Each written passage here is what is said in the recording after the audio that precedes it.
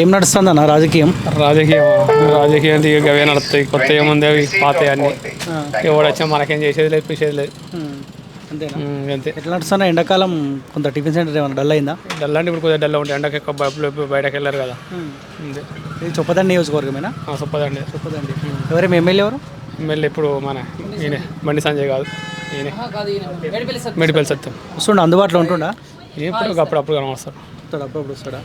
Okay, ఏమనుకుంటారు? ఇప్పుడు MP elections రాబోతా ఉన్నాయి కదా, ఇద్దరు అభ్యర్థులు అయితే ఉన్నారు. బండి సంజయ్ ఉన్నాడు, వినోద్ కుమార్ బీఆర్ఎస్ పార్టీ నుంచి. కాంగ్రెస్ పార్టీ ఏమో ఆలోచిస్తుంది ఎవరికి టికెట్ ఇవ్వాలని.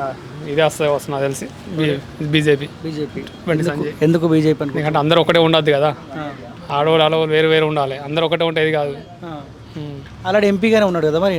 ఎంపీ అంటే బండి సంజయ్ కరీంనగర్ ఎంపీనే కదా, ఆల్రెడీ ఎంపీనే ఉండు కదా, ఎందుకు మార్పు ఏం కోరుకోవట్లేదా? మార్పడం మనకి పట్టించుకోవాలి. మన పని ఏందో మనం చూసుకోవాలి. అంతే, రాజకీయం గురించి ఎక్కువ మాట్లాడాలి.